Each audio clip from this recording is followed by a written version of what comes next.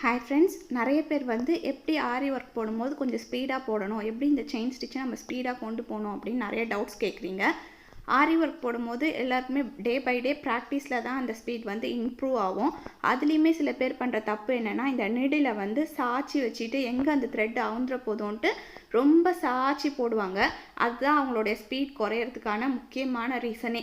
எந்த காரணத்துக்கு கொண்டும் நீடியில் வந்து சாய்க்கக்கூடாது, சாய்ச்சி பிடிக்கக்கூடாது.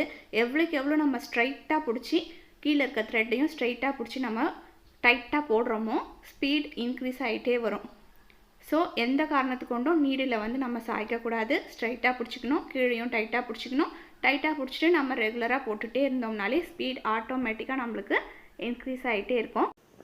கை வலிக்குதேன்னு ஃப்ரேம் மேலே நம்ம கையோட வெயிட்டை போடாமல் கையை வந்து ஃப்ரேமோட கார்னரில் மட்டும் வச்சுட்டு நம்ம நீடில் மட்டும் டைட்டாக பிடிச்சி ஒர்க் போட்டாலே ஸ்பீட் வந்துடும்.